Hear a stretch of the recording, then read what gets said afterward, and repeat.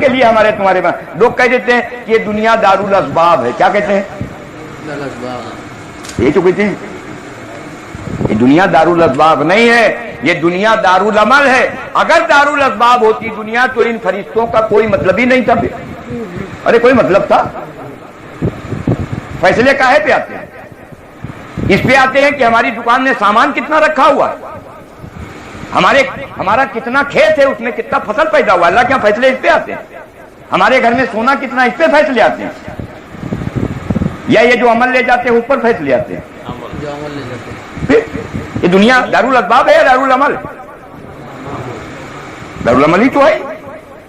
اب اللہ وہاں اس پر آؤ, اللہ نے جسم عطا فرمایا, جسم عطا فرما کر جسم کی ضرورتوں کو پورا کیا. ہمارے تمہارے سامنے جسم کا جو ضرورت ہے, ایمان نہ سیکھنے کی وجہ سے ہم جسم کا ضرورت سمجھتا ہے چاول کو اور گوشت کو اور روٹی کو اور کپڑا کو. اسی کے چکر میں سب بھاگا جا رہا صبح سے لے کے شام تک, اور اسی میں سے اگر اس کا وقت بچ رہا تو یہ 2.5 گھنٹے دیے دے رہا, اور باقی سارا کہاں لگا رہا؟ روٹی اور گوشت اور کپڑا کائے پہ لگا رہا. اور اس سے بڑا جو اللہ نے ضرورت دیا اس کا اس کو خیال ہی نہیں. کیوں؟ ایمان نہیں سیکھا. انسان کا سب سے بڑا ضرورت یہ ہے کہ اس کو آنکھ کی روشنی مل جاوے. سب سے بڑا ضرورت کیا ہے؟ آنکھ. یہ جو اندر ہے یہ الگ چیز ہے, اور روشنی. بہت سے انسان دیکھا ہوگا آنکھ ہے روشنی نہیں ہے. اس انسان کے پاس جاؤ کہ ہم تم کو تمہاری آنکھوں کا روشنی واپس کرا سکتا ہے, لیکن تمہارا سارا جتنا بھی زمین ہے ہمارے نام اس کا ٹرانسفر کرنا پڑے گا. تمہارے اتنا کیسے تمہارے پاس بینک میں, وہ ہم کو دو تو ہم تمہارا, تو بتاؤ کیا کرے گا وہ آنکھ کا روشنی پانے کے لیے؟ اور بھوکا ہو اور روٹی دینے کے لیے آپ کہو کہ ہم آپ کو روٹی دے گا ہم, لیکن آپ کا سارا زمین لے لے گا, تو کیا کہے گا وہ؟ کر کے پاگل ہو گیا کیا؟ تو کون سا چیز قیمتی ہے؟ ارے کون سا چیز قیمتی ہے نا؟ روشنی قیمتی. اللہ نے آنکھ کو روشنی دیا, کان کے اندر آواز پہنچایا. جب آواز پہنچایا تبھی تو سنا ہی پڑا. جب اللہ نے سوال کیا قالوا الست بربکم, ہاں یہاں پر بھی سوچ لو, روح کا کوئی ضرورت نہیں, روح کا کوئی حاجت نہیں, روح کو آنکھ کا ضرورت نہیں, روح کو کان کا ضرورت نہیں, روح کو زبان کا ضرورت نہیں. انسان کہتے ہیں روح اور جسم کے مجموعے کو, جب دونوں چیز ہو جاوے تو کیا ہے یہ, اور اگر نہ ہو تو یہ باڈی, یہ مردہ اور وہ روح. انسان کہاں ہے؟ تو کانوں کے اندر آواز پہنچائی اللہ نے الست بربکم.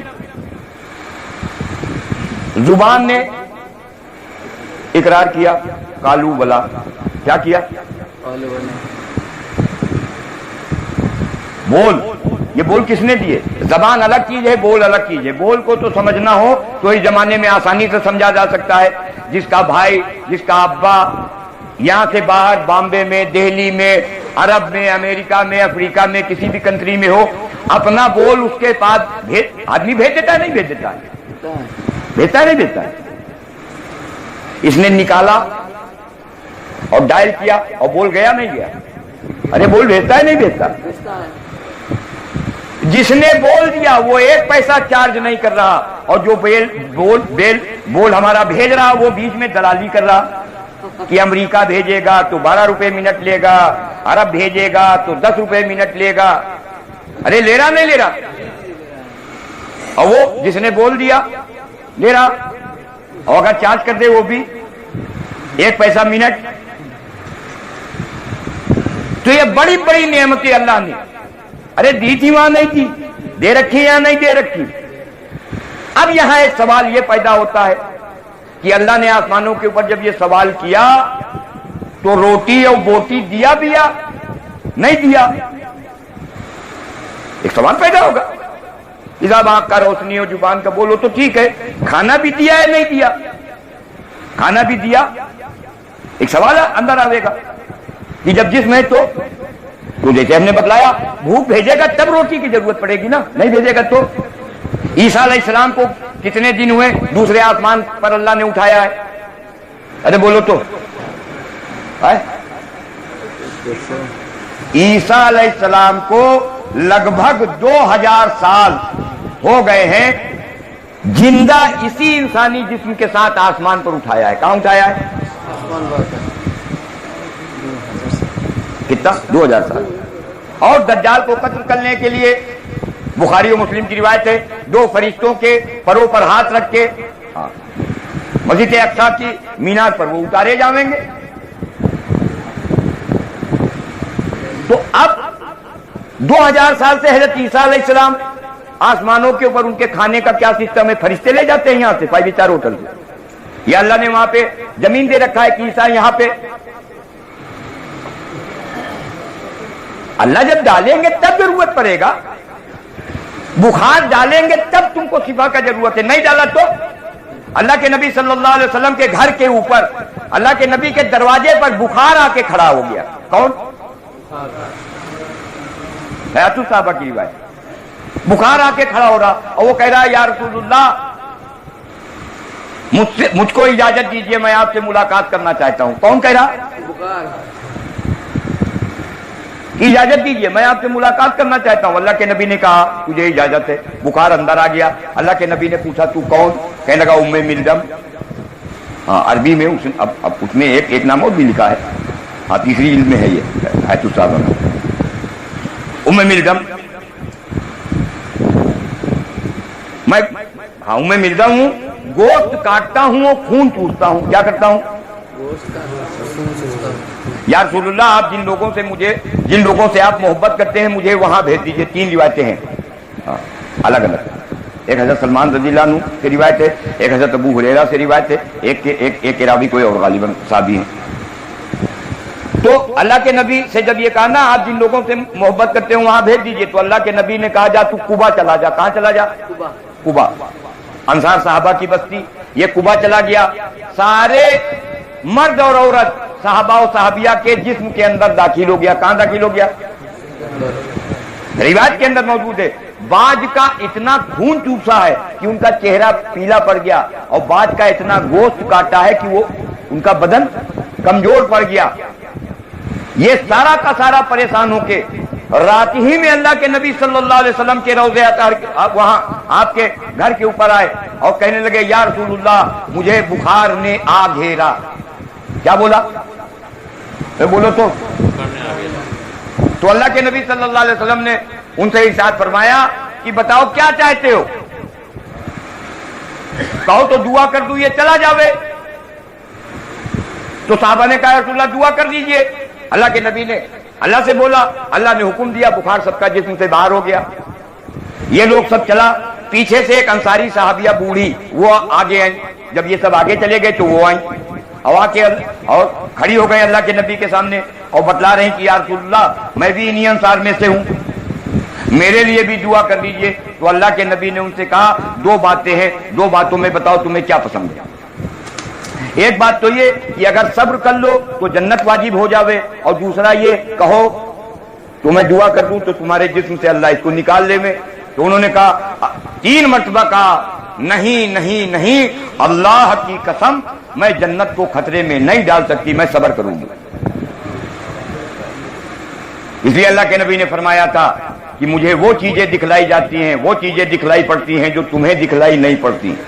مجھے وہ آوازیں سنائی پڑتی ہیں جو تمہیں سنائی نہیں پڑتی. جو چیزیں مجھے دکھلائی پڑتی ہیں اور جو باتیں جو آوازیں مجھے سنائی پڑتی ہیں اگر وہ تمہیں دکھلا اور سنا دی جائیں تو تم لوگ اپنی بیویوں کے ساتھ لطف اندوز ہونا چھوڑ کر جنگلوں میں بھاگ جاؤ کہ کاش میں تنکا ہوتا. تو یہ جو غیبی نظام ہے خدا کا, وہ غیبی نظام جس غیبی نظام سے اس کائنات کا نظام خدا چلا کے دکھا رہے ہیں, اس غیبی نظام سے اس زمین پر انسان فائدہ اٹھانے والا بن جاوے. کیا بن جاوے؟ ارے بولو تو کیسے فائدہ اٹھاوے گا؟ تو اللہ نے وہاں کے اوپر یہ جب سوال کرایا الستو بربکم, اور ہم نے جواب دیا قالوا بلا, تو اللہ نے پھر گواہ بنا دیا, اور گواہ بنانے کے بعد آگے کی آیت نمبر 172 اور 173 میں اللہ جو ارشاد فرما رہے ہیں جس کا مفہوم و خلاصہ اللہ نے فرمایا کہ میں نے تم سے یہ اقرار اس لیے لیا ہے کہ کل جب تم ہمارے پاس آؤ گے تو مجھ سے یہ نہ کہنا کہ اے اللہ میں یہ نہیں جانتا تھا کہ تو ہی میری ضرورتوں کو پورا کرتا ہے. ہاں مجھ سے یہ نہ کہنا کہ میرے ابا نے یہ شرک مجھ کو سکھلایا تھا کہ بیٹا اگر کمانے نہیں جائے گا تو بھوکوں مر جائے گا, اگر مزدوری نہیں کرے گا تو روٹی نہیں ملے گا. ہاں یہ شرک تو میرے باپ نے سکھلایا, میرے بزرگوں نے سکھلایا. اے اللہ یہ شرک سکھلایا انہوں نے, اس کی سزا آپ ہمیں کیوں دے رہے ہو؟ یہ اللہ بیان فرما رہے ہیں. یہ اللہ آگے ارشاد فرما رہے ہیں کہ ہم نے نبیوں کو بھیج کے اپنے نبی کے ذریعے سے اور کتاب کو بھیج کے ہر ایک بات کھول کھول کے اپنے بندوں کو سمجھوا بتوا دیا ہے. اسی کی تفسیر میں ابی بن کعب رضی اللہ عنہ فرما رہے ہیں کہ تمام نبیوں کا دنیا میں جو آنا ہوا ہے وہ عالم ارواح میں جو ہم و آپ اقرار کر کے آئے ہیں اس کو یاد دلانے کے لیے ہوا ہے. یہ اللہ سے اقرار کر کے آئے, پالنے والے اللہ ہیں, رب اللہ ہیں. اقرار وہاں کیا ہے, یہاں امتحان کے لیے بھیجا ہے. دکھاویں گے چیزوں سے اور کریں گے قدرت سے. دکھاویں گے کہاں سے اور کریں گے, اتنا سا امتحان ہے. جس قدرت سے کریں گے وہ قدرت ہمارے ساتھ ہو جاوے, اس کے لیے نماز ہے. وہ قدرت ہمارے ساتھ ہو جاوے اس کے لیے نماز ہے. لیکن نماز ہماری اس وقت کام میں آوے گی جب خدا کی قدرت ہمارے ساتھ ہو جاوے. ہاں خدا کی قدرت وہ کلمے سے ہمارے ساتھ ہوگی اور ظاہر نماز سے ہوگی. کیسے ہوگی؟ ارے بات سمجھ میں آ رہی نہیں آ رہی؟ جس قدرت سے اس کائنات کو اللہ نے بنایا, دکھلا چیزوں سے رہے, کر اپنی قدرت سے رہے. دکھلا ایک راستہ تو یہ ہے جو ہمیں تمہیں نظر آ رہا, یہ راستہ اللہ کے دینے کا ہے, وہ بھی گارنٹی والا نہیں, دے سکتے ہیں. ایک راستہ یہ کائنات والا, یہ اللہ کے دینے کا راستہ ہو سکتا ہے. اللہ کے دینے کا راستہ ہو سکتا ہے. دکان مال دینے کا راستہ ہو سکتا ہے نہیں. آپ صبح اپنی دکان پر گئے, دکان کو کھولا, صبح سے لے کے شام تک آپ وہاں پر بیٹھے, اللہ نے ایک بھی کسٹمر نہیں بھیجا تو مال آیا. اور مہمان بھیج کے آپ کا جیب میں جو پیسہ پہلے سے پڑا ہوا تھا وہ چائے اور ناشتہ کھلوا دیا, تو آپ تو کمانے گیا تھا وہاں خرچ کر کے آ رہا. ارے ہو رہا نہیں ہو رہا؟ تو دینے کا راستہ تو ہو سکتا ہے نہیں. لیکن لینے کا راستہ وہ اللہ نے قرآن کریم میں بیان کیا کہ اللہ سے لینے کا راستہ کیا ہے, وہ ہے ایاک نعبد و ایاک نستعین. لینے کا راستہ کیا ہے؟ ایاک نعبد و ایاک نستعین. اور دینے کا راستہ یہ ہے جس میں ہم سب پھنسے ہیں. اس لیے میرے محترم دوستوں بزرگوں, قبر کے اندر جب جاویں گے تو سب سے پہلا جو سوال ہوگا اسی ربوبیت کا ہوگا کہ من رب کا, بتاؤ تمہارا ضرورت یہاں کیسے پورا ہوگا, تمہارا ضرورت یہاں کیسے پورا ہوگا. یہ نہیں کہ تم وہاں دنیا میں اپنا دکان اور کیش چھوڑ کے آئے ہو تو اس سے فرشتے سے منکر نکیر سے یہ بتاؤ کہ ہمارا وہاں پہ 4 دکان ہے اور 50 بیگھے کا ہمارا کھیت ہے اور اتنا ہمارا پراپرٹی ہے اور اتنا ہمارا گھر میں زیور ہے. وہ کہے گا ہم سے, اس سے کیا مطلب, وہاں کیا ہے. جدہ ایئرپورٹ کے اوپر آپ پہنچے, جدہ ایئرپورٹ کے اوپر ٹورسٹ ویزے سے جانے والا وہ اس کا پاسپورٹ پہ سب سے لاسٹ میں یہ دیکھے گا کہ یہ کتنا ڈالر لے کے آیا ہے خرچ کرنے کے لیے. حاجی جاوے گا تو اس کو ڈرافٹ مل جاتا ہے, حاجی جاتا ہے تو.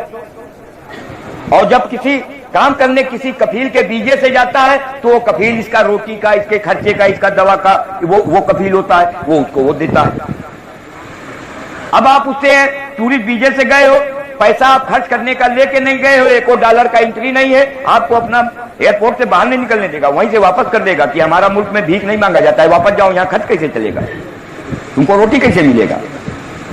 اب آپ اس سے بتلاؤ ہمارا وہاں کے اوپر اتنا دکان ہے, اتنا بینک بیلنس ہے, اتنا پراپرٹی ہے, تو کہے گا یہاں وہاں ہے, ہم سے اس سے کیا مطلب, یہاں بتاؤ یہاں کیسا تمہارا گاڑی چلے گا. تو مرنے کے بعد سب یہی چھوٹ جاوے گا. وہ پوچھے گا یہاں کیسے گاڑی چلے گا, یہ بتاؤ. قیامت تک کے لیے وہ زندگی, اس کے بعد قیامت کے بعد وہ لامحدود زندگی, وہ کامیاب ہو جاوے. کامیاب اسی کی ہوئے گی جو ایمان اور اعمال صالحہ کو بنا کے بچا کے جو آخرت میں جاوے گا. اس کے لیے یہ محنت